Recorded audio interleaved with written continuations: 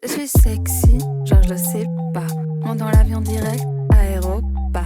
J'ai pas beaucoup de cash, ça ne va pas. Mais j'ai ce truc qui frappe, Dua Lipa. Je suis sexy, genre je le sais pas. Je monte dans l'avion direct, aéroport. J'ai pas beaucoup de cash, ça ne va pas. Mais j'ai ce truc qui frappe, Dua Lipa. Hey folks, the Sony 50-150 f2 truly was revolutionary. We haven't seen a lens of this aperture in this kind of focal length before, and despite its eye-watering price of $4,000, I understand they're selling really well, and I can see why. 50-150 covers a lot of the range that people are using at events, gets you wider than the 70-200, and f2 is significant, well, it's twice as fast as using a 2.8 lens. But the reality is there are options that are much less expensive that give you a similar utility. So today I've gotten in the Tamron 35-150, that's an f2 to 2.8 variable aperture, and there's also a Samyang that has the exact same specification as the Tamron. Compared to $4,000, the Tamron is currently $1,600 and the Samyang is under $1,000. So the Sony's really going to have to outperform them to justify that price difference. In this video, we're going to shoot some dance, birds at the aviary, as well as some bokeh tests at night at the Chinese New Year Lantern Festival.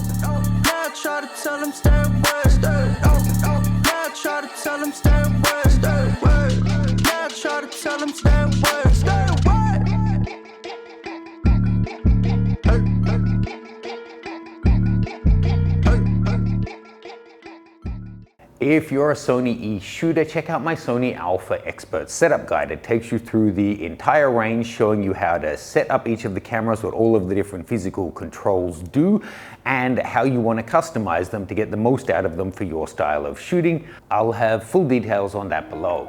You know the vibes out on this side, yeah, you know the vibes.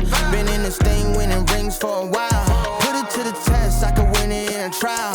Ain't no need to flex, cause I know you see the style. Yeah, I know you see the vibes. Yeah, I know you see the vibes. So look, let's just take a look at the physical dimensions and features of these lenses, because at first look, you might think that the Tamron and the Samyang are the same lens. I really thought that they could be OEMing, but they're not. They're a different optical design. The Samyang is made in Korea. The Tamron is designed in Japan, I think made in China. Worth noting, the Sony is also made in Thailand, so none of these are actually made in Japan, but they're different. So they do still have similar switches with 3 different modes. However, the Tamron, you'll notice, does have 3 custom function buttons, whereas the Samyang has 2. They do both, however, suffer from lens creep. So once it's a bit zoomed out, they can creep more. But the Tamron, it's not too much, but in my experience, these lenses, after 6 months or a year of use, you find that they creep more easily. The Samyang straight out of the box creeps more. So because of that, they both also have a lock-unlock button. The Sony has a 95mm front filter thread, so keep that in mind. That kind of filter is much more expensive. The Samyang and the Tamron are both 82mm, which you'll find a lot more lenses are using 82. 77 is even more common.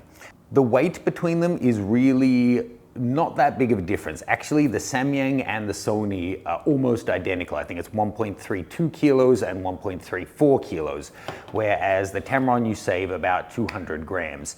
You'll note though, whilst the Samyang is almost the same weight, no tripod collar, the Sony does have that. So it really feels like a tiny little, I don't know, 300mm 2.8 type lens in its dimensions, but shrunk down. I personally don't find any of them outright that heavy, but when you're putting them on a small camera body, it is really quite front heavy. Especially these two extend quite a bit when you zoom. So when you zoom them, you see the size differential between these guys is almost equalized.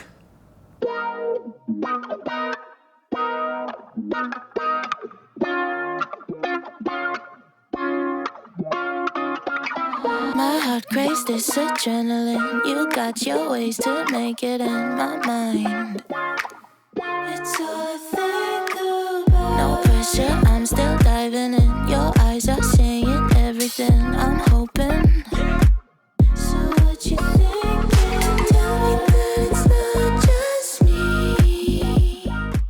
I just want to give a disclaimer why that footage maybe looks a bit shitty through the Atomos, the framing. Unfortunately, Sony cameras like the A7 IV, when you export to HDMI, it disables my rear screen and my EVF, so I can't frame that way. I have to look at that whilst I'm moving the camera, and it's so easy to get lost. So when I'm shooting without the Atomos, my framing is much better, but just you know why I seem to be lagging behind her sometimes. Sometimes you get lost with what's left, right, up and down when you're looking on an external screen.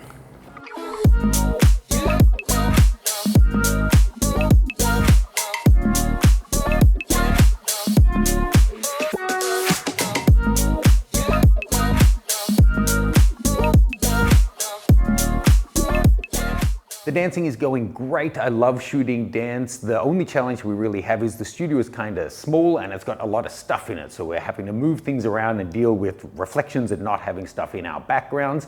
If that's a challenge you face, you might want to check out my new Creative Portraiture in Small Spaces course. It's aimed at people shooting in their own home or hotel rooms, real spaces that have real limitations. They're showing you how to create a wide variety of different looks using different models, but all in the one location. That's going live on Valentine's Day, and you can see full details below.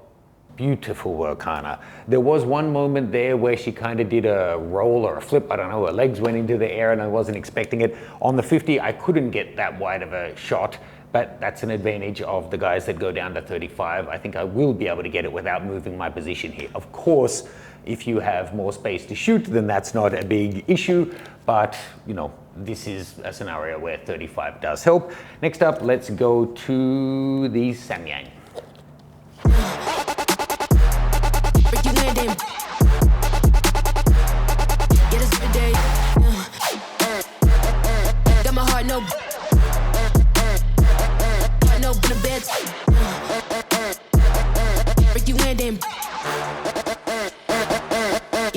So whilst I didn't find a big difference, I do feel like the metering is a bit less accurate and consistent than it is with the Sony. Like when it sees a face and she's moving from backlit to frontlit to spinning, the Sony stayed quite stable, but this seemed to go up and down quite a lot. Now that could be just that it's not a native lens. It could be that this also has more vignetting, so it's detecting that and kind of brightening up the frame. So look, I'll have to look at the files in Studio to see if there is a difference in hit rate, but not a big difference in terms of how it seemed to keep up with her compared to the Sony. You do notice how it moves from 2 to 2.8 is kind of rapid. Let me just show you here. So at 35mm, we're at f2. By 42mm, it jumps up to f2.2. At 60mm, it jumps to 2.5. And then at 79mm, it gets to f2.8. And then it stays there all the way through to that beautiful close-up shot. Okay, let's compare that to the Tamron. So the Tamron, 35mm at f2, it gets to 2.2 at 40mm, so earlier. It gets to 2.5 at 60mm, and then it gets to 2.8 at 81, slightly longer, and then stays there through to 150mm. Okay, so now let's try it on the Tamron lens. So my thing, you know, look owner. Next with you, come on down, little baby. Ooh, you got that fire. Don't deceive nobody, though they all be lies. You don't need to be a diva, girl. I see you. You want me to get a visa to come see you, girl. Yeah, noticeably lighter this guy than the other two, but also noticeably stickier, the lens. It really feels like it's breathing in a huge breath every time you zoom this guy. It'll be interesting to see as she's spinning so fast if I'm able to adjust my zoom enough. The Sony in particular, because it is all internal zoom, there's really no pause there in going from 50 to 150.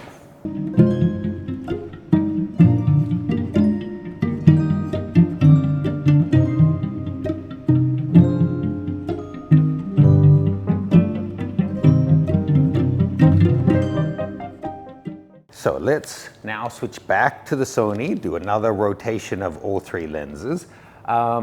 beautiful bodysuit. Thank you for bringing that one. We've put this mirror out, that it's actually been out, but she was saying this one may do more mirror stuff. And then we've put a little square mirror on the floor, which I thought could be cool. I think it can be cool, but I don't know how to dance, and I don't know if I'm giving you a stupid challenge. But so if you find it doesn't feel comfortable to go in and look into that, then don't use it, that's fine. But maybe the videographers or I can at least get shots through it to try and find you in the scene.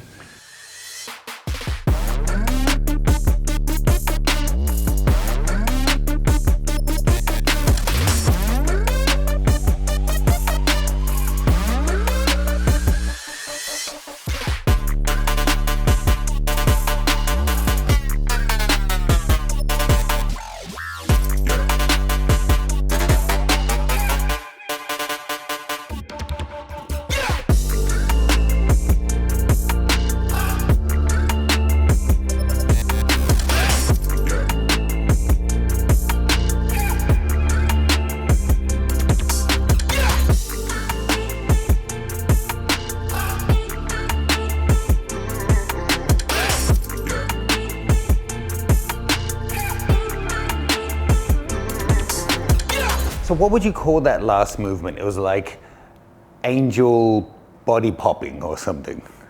Does that have a name, or that was just you messing with me?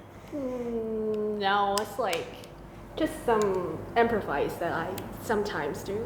Like Okay. Style, like, Well, so Hannah said because I gave her a difficult song, she decided to give us difficult dance to try and shoot. So now it's my turn again. So this could be really easy. Let's see. So this is your song. Let's just see you improvise to the Scat Man.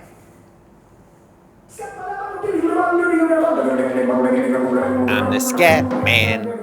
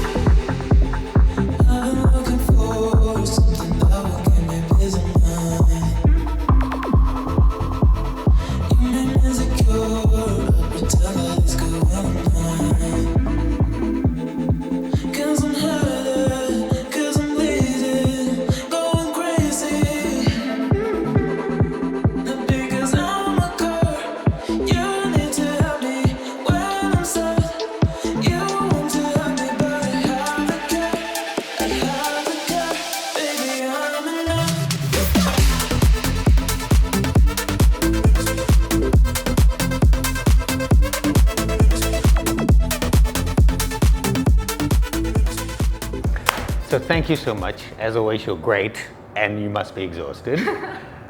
50 different dance styles, every different kind of genre of music. She killed it. Check out her social media below.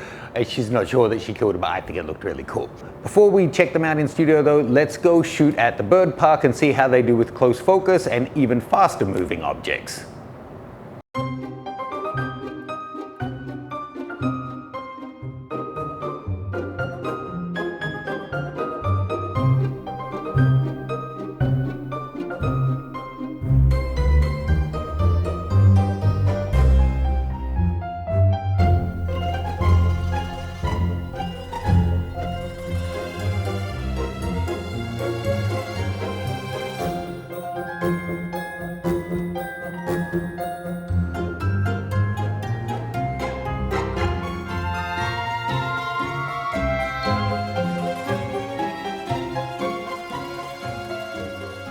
All right guys, so we've been filming here at the aviary for about an hour now.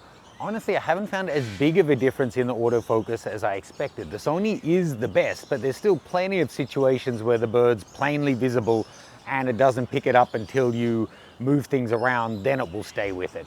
It is faster for subject acquisition, but actually all three of them are doing pretty well.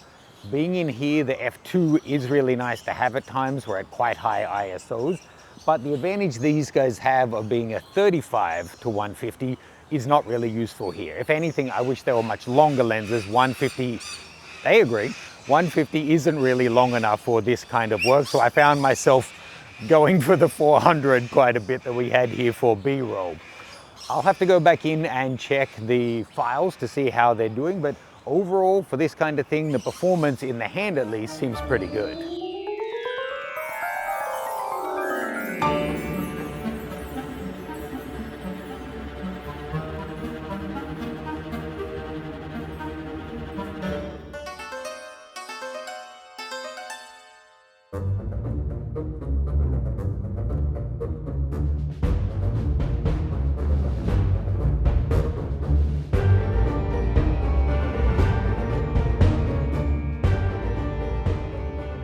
On paper, between the three lenses, we do have a closest focusing advantage for the Tamron and Samyang, but you have to note that's wide and these are wider, they're 35s. The actual maximum reproduction is pretty close across all three, so I'm not shooting at 35mm. Once you're up at like 150mm, there's not a big difference between the three really.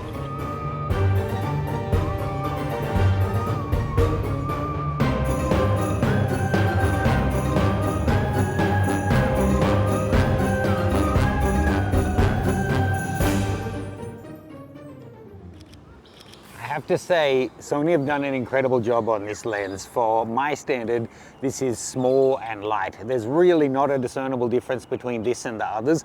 It is a bit bigger and a bit heavier, but the fact that it's an internal zoom and you don't have the weight shifting around, it's really comfortable to shoot with. It's only the price that you have to kind of compromise on.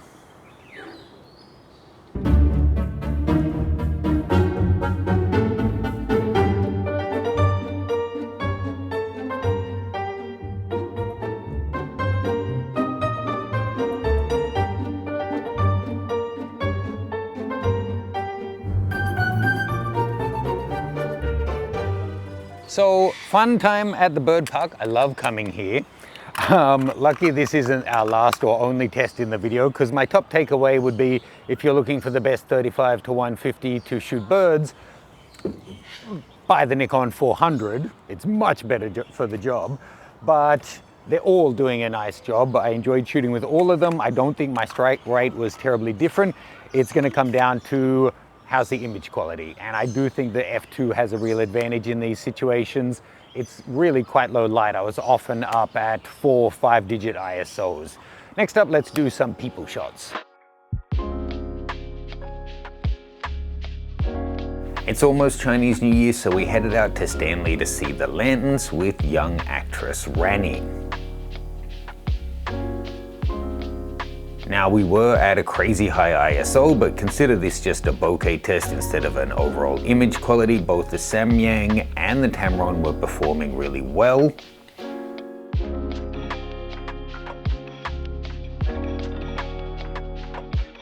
That extra stop of light gathering capability and shallow depth of field of the Sony really does stand out here.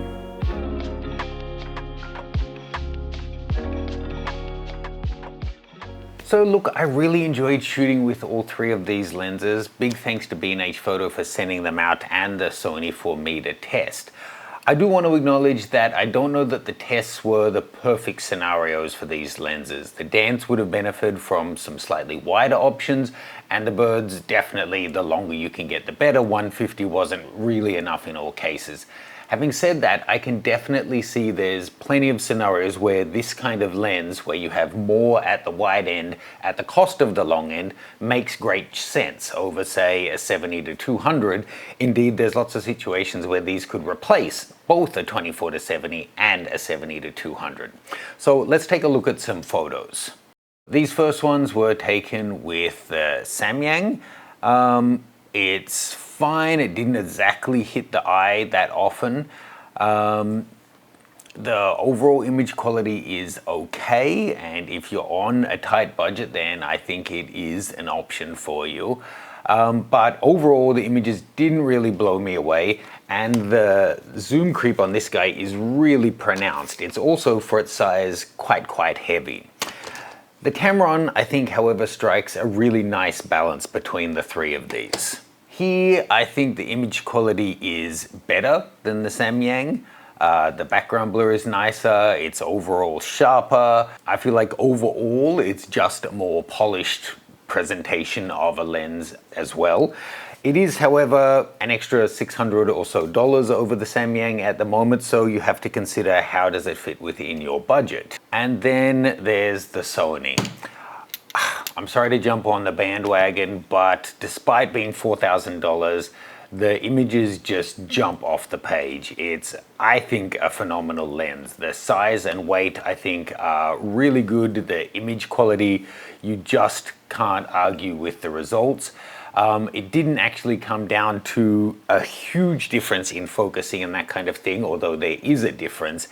The image quality says plenty, and the overall experience of using it was just that much better. It's so good, I even pulled out my E to Z adapter for my Nikon Z8 to test this guy out, took a little wander around in the park, and the results are just fantastic. I'm really loving how the files look.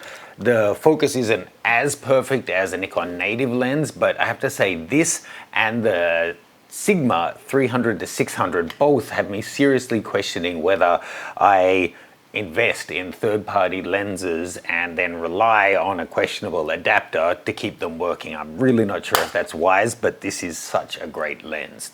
So I'm going to include a selection of sample files that you can download. There'll be a link to that below, as well as to my new small spaces photography course and my Sony expert setup guide.